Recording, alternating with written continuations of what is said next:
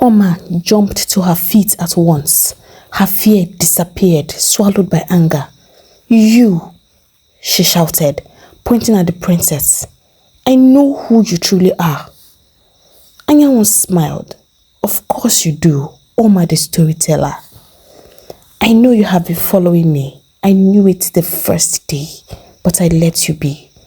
Because you are not worth my time or my energy." Oma's heart pounded. "You think this is a game? You think I'm afraid of you? I will expose you. I will tell everyone in this village who you really are. No, what you are." Anyanwu chuckled. "Expose me?" she asked mockingly. "You already tried that, remember? But no one will believe you, and no one can stop me."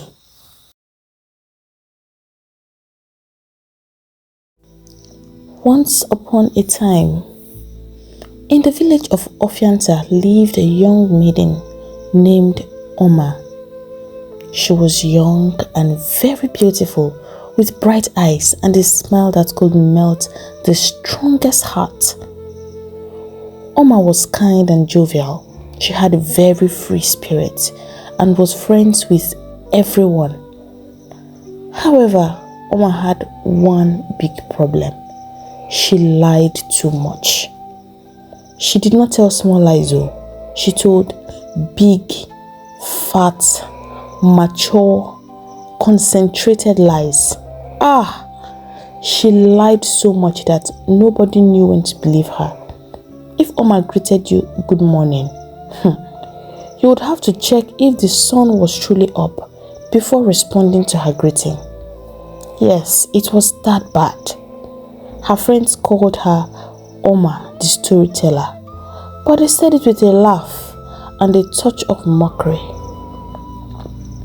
The worst part was that she told some of these lies just to impress her friends, make them jealous, and most times she did not even remember her lies, and so she ended up always getting caught.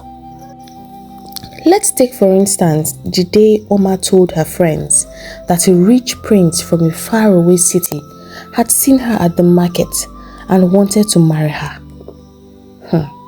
She said he promised to build her parents a house made of bricks.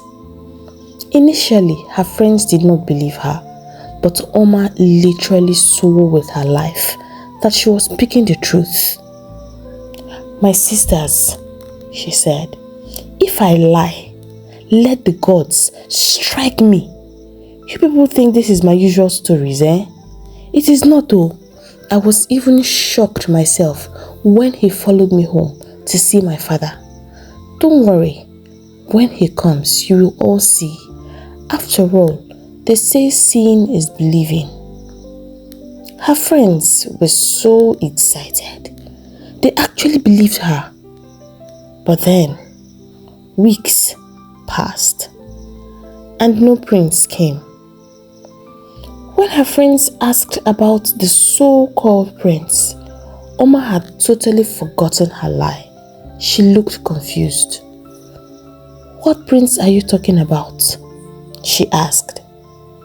The maidens exchanged looks.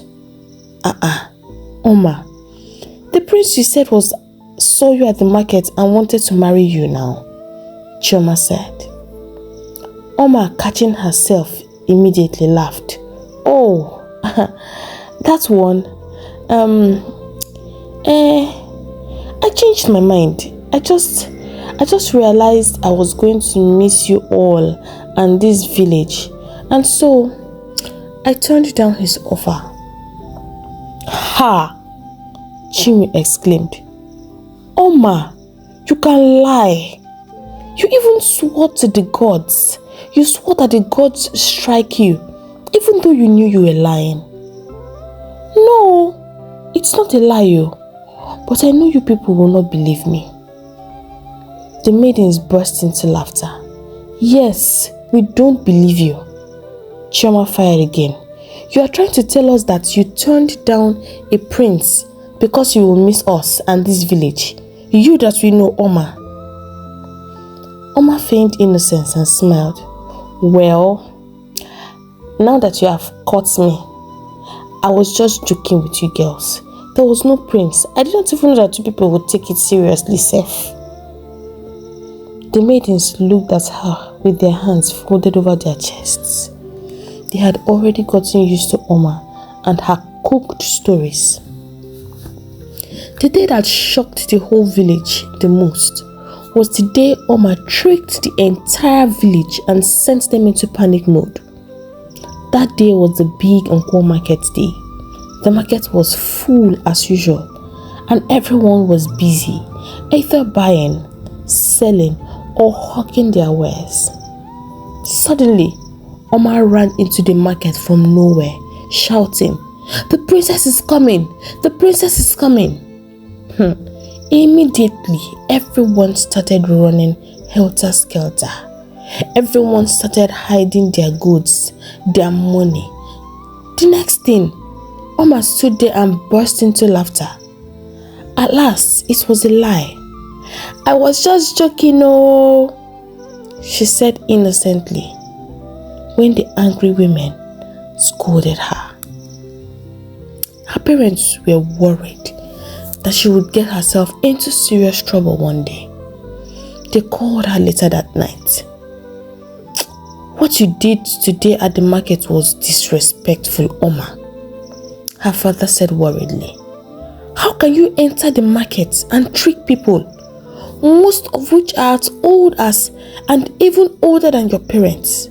Okay, come to think of it, what if the princess was in the market truly when you did that rubbish? Do you know that what would have happened to you now?" Oma frowned. "But she was not there, Papa. Besides, I was only joking." "Ta!" her mother exclaimed. "What kind of joke is that? Oma, you have made yourself a joke in this village, lying here and there. You sent old men and women running today, and you say it is a joke. Don't worry. Continue. Oma, continue. One day, you will have something very serious and important to say, but no one will take you seriously. Continue." Oma sat down in her hut that night and thought long and hard about what her mother had said to her. And she saw that she had truly taken things too far. She had been bored and wanted to have a good laugh. So that was why she decided to shake the market a bit. Yes, she had made a mistake, but her little game made one thing clear. The entire village lived in the fear of their princess. This princess I've been talking about is none other than Princess Anyao, the 8th child and only daughter of King Amansi and Queen Olimma. Her birth seemed ordinary to the king and the villagers, but the truth was that there was nothing ordinary about it. The queen had given birth to 7 healthy sons for the king, and so she was desperate for a daughter. She wanted a pretty little girl she could pamper and adorn with beautiful wrappers and beads. A little girl whose hair she could style into different patterns. But she just continued to pop out male children. And so Queen Olimma decided to find a solution to her problem. She went to the great Onuku river which bordered Ofianta. She wanted to see Mirimma, the river goddess. She had heard that the goddess gave whoever came to see her whatever they desired. And so, for 7 days and 7 nights, Queen Olimma begged and offered sacrifices to Mirimma, the goddess of the river, until the goddess herself showed up and promised her that she would get what she wanted. Truly, she got the daughter she desired, But what the queen did not know was that the child was no ordinary child, and her gift would come with a price. The king and the entire kingdom were happy at the birth of the princess. A great feast was prepared. People ate and drank and danced. But as Anyanwu grew, that joy would be replaced by fear and dread. Anyanwu was feared in the whole of Ofianta. She was notorious, fearless, filled with pride, and to crown it all, she forcefully took things from the villagers, commanded anyone she saw carrying anything that caught her fancy to take it to the palace for her. All the person had to do was look into her eyes, and fear would grip them. Anyone who tried to be brave got the beating of their lives from her bodyguards, and she would still end up taking what she wanted. Whether young or old, it did not matter to Anyanwu. Whenever she walked through the village, people went into hiding, and on several occasions, the unfortunate ones get caught. Unfortunate ones like Chibo, who was pulling his family's fat goat back from where it had gone to graze one fine evening. "Stop," Anyanwu commanded. "I like that goat. Bring it to the palace for my dinner." Chibo's eyes filled with tears. "Please, my princess," he begged. "This goat is for my mother. She will sell it to buy food for our household on the next market day. If you take this goat from us now, we will be hungry. Please," he cried. Anyanwu just stared at him, her eyes cold and hard. "And what concern of mine is that? How dare you speak to me?" Fear gripped Chibo's heart. He could not speak anymore. One of the guards roughly took the rope from his hand, and Anyanwu smiled and walked away as the boy broke down in tears. Or was it Nkechi, a poor widow, an old woman who was struggling to carry a heavy basket of yams to the market? She hoped to sell them to treat her swollen feet. Anyanwu happened to be passing through the village and saw the big fresh yams. Unfortunately for Nkechi, she could not run.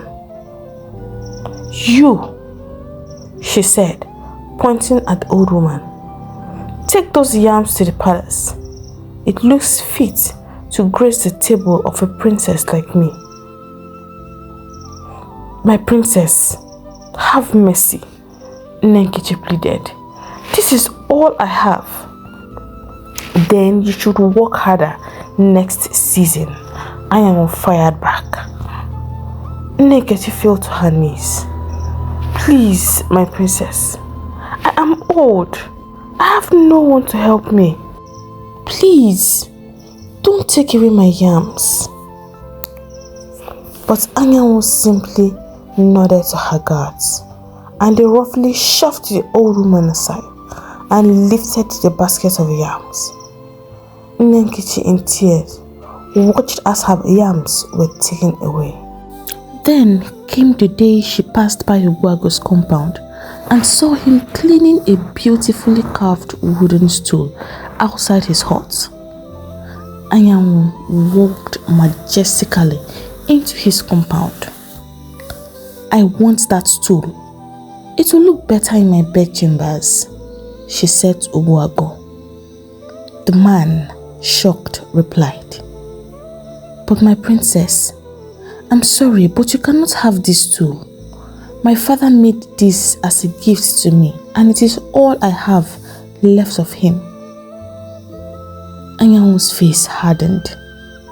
"How dare you refuse me so disrespectfully? Guards, teach him respect."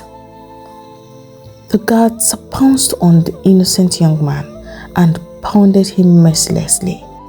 In the end, Obuago lay on the ground and watched helplessly as a guard picked up his father's stool and carried it off. You see, this here is just a few of the many cruel things Princess Anyanwu was capable of. The worst place to be was the market, when Anyanwu decided to grace it with her presence. "Hide! Hide! The princess is coming!" someone would shout. Suddenly, everyone would start grabbing their best goods, the colorful fabrics, the shiny jewelry, the ripe fruits, and hiding them under their tables. They would rather sell nothing that day than have their best things taken away from them for free. If anyone was brave enough to say no, Anyanwu's guards would beat them until they could not stand, and in the end, she would always take exactly what she wanted. No one would stop her. She was a blessing to the queen, but a curse to the entire village. This matter worried the king so much. He was very unhappy. His people were suffering. They lived in fear of his own daughter, and there was nothing much he could do about it.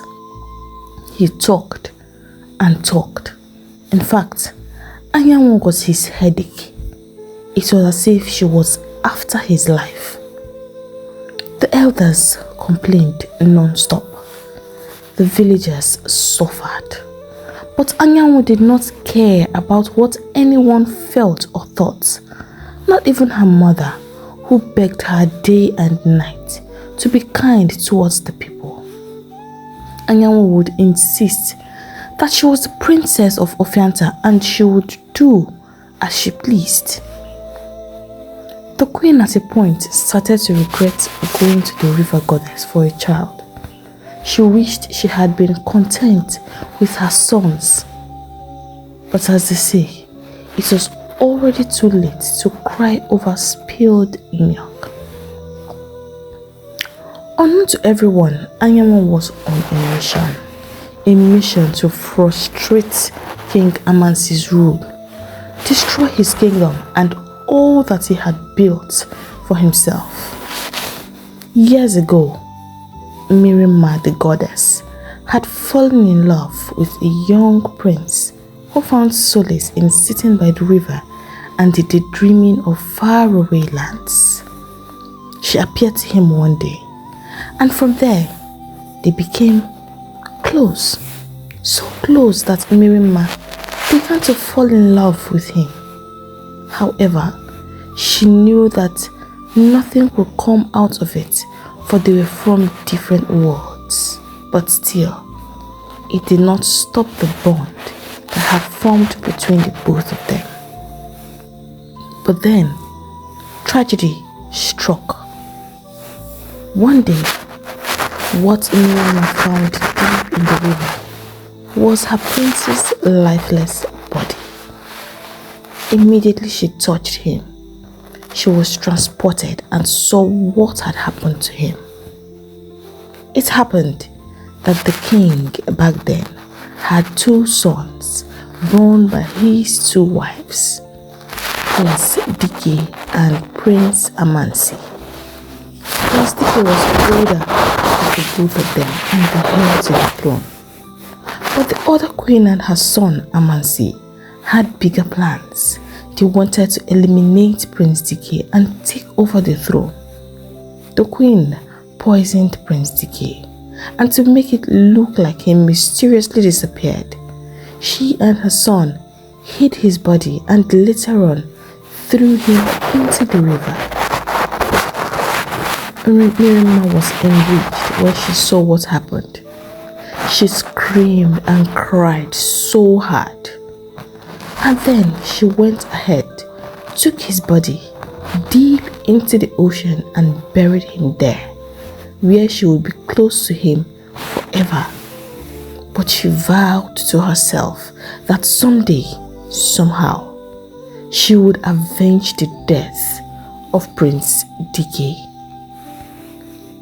When Queen Ulima came to beg for a child, it was like serving her the opportunity she so desired on a platter of gold, for she was no other than King Amansi's wife.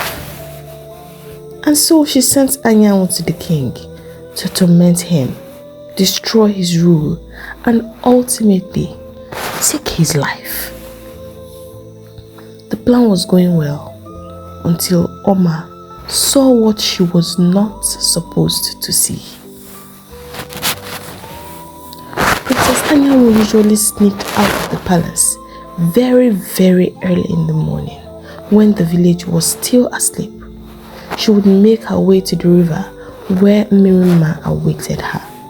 There, she would take her original form and update her master on what was going on in the palace and the village. This particular morning, Oma, the professional liar and storyteller, had eaten something that upset her stomach, and so, while others were asleep, she was busy relieving her runny stomach. She had gone to defecate for the 1000th time early that morning when she saw what was unmistakably Princess Anyanwu passing. She was surprised. Where would the princess be going unguarded at such an hour? And the way she moved without any fear made Oma curious. And so without thinking, she followed. Imagine her shock when she found herself at the river. She quickly hid behind a shrub to know what the princess was up to, and then she saw it. The princess stepped into the water and transformed into a spiritual being, a thing she had only heard in stories. A mermaid with a shiny blue tail and a hair so dark and long. Oma held back a scream, but the surprise was not over.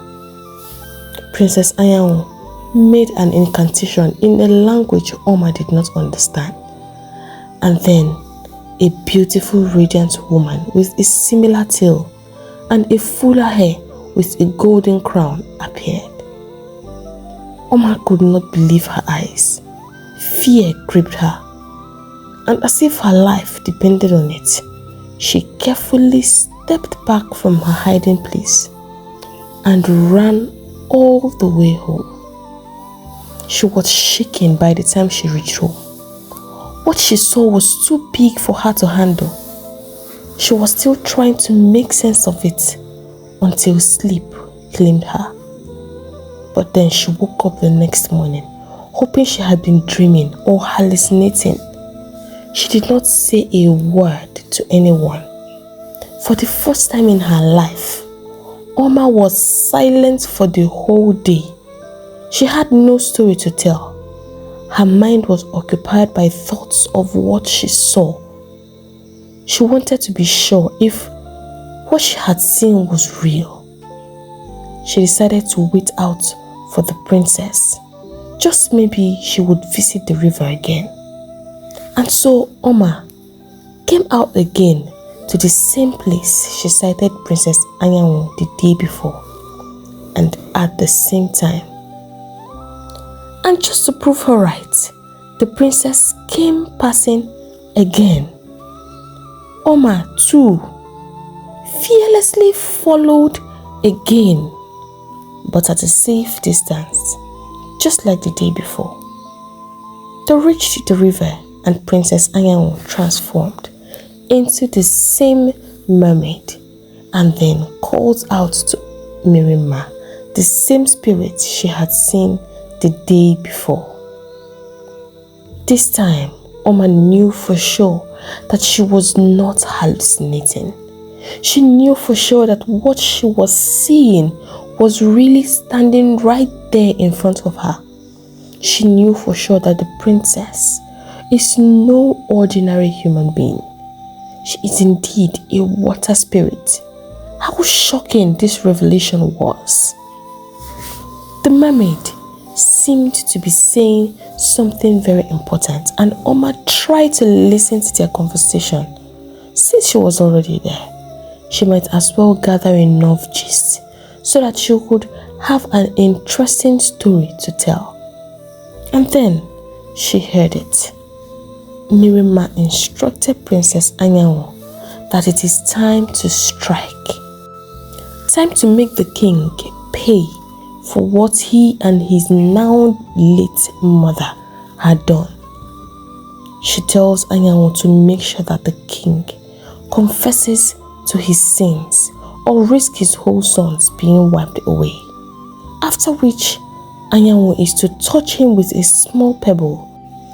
This, Mirima said, will take what is left of his miserable life away, and then you can come back home to me, my child.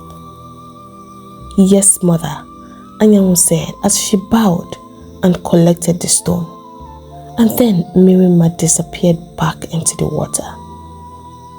Before Oma's eyes, Princess Anyanwu transformed back into the form they knew her in and walked back towards the village like nothing had happened, smiling to herself. Oma did not know that Anyanwu knew that she was there. She knew she had been followed, but she was not bothered by who was doing the following. She knew exactly who it was. Oma went home with her heart pounding like a drum. What she had seen was too heavy for her young mind to carry. Even when she tried to sleep, her eyes refused to close. Each time she shut them, she saw Princess Anyanwu turning into that shining creature from the river, and she heard the goddess's voice echoing in her head. Before the first cock crowed, Oma had already jumped up from her bamboo bed. She could not hold the secret any longer. She needed to tell someone. And so, she rushed straight to her mother's hut and woke her up. Mama, wake up, I saw something. Her mother opened her eyes. Oh, what is it again, Oma? Mama, I saw the princess. Her mother rubbed her sleepy eyes. Oma, which story is this one again? Which one is that you saw the princess? Everyone sees the princess. Oma shook her head. No, Mama, I'm not telling stories this time. Oh, I saw Princess Anyanwu by the river. She changed into a mermaid, half human being, half fish, and the goddess told her to kill the king. Her mother's eyes widened for a moment, then narrowed again. Tofiakwa, will you stop this your nonsense? Every day it is one strange story or another. You better leave these foolish lies and look for a man that will marry you. Mama, I swear it's true, Oma cried, holding her chest. If I lie, let the gods strike. Keep quiet before I slap that mouth shut. Her mother barked. You will bring trouble upon yourself one day. But Oma would not stop shaking her head. Tears filled her eyes. I know what I saw, Mama, she whispered. Oma, how many times did I call you? You know what you saw. Ngwa, tell me. What did you see? How did you see it? In fact, how did you get to the river? When? Where? Her mother exclaimed. Oma shifted uncomfortably.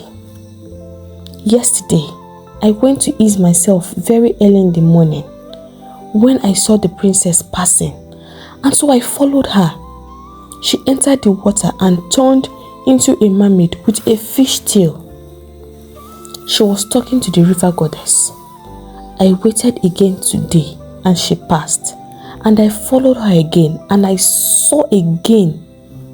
They want to kill the king, Mama. Her mother burst out laughing. Hey.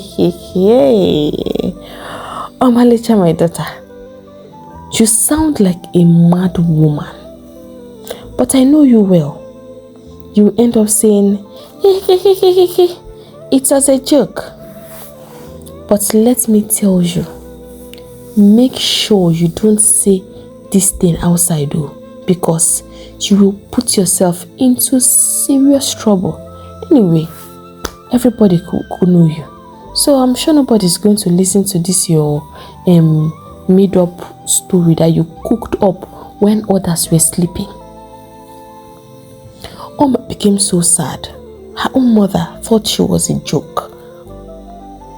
She left her mother's hut more troubled than before.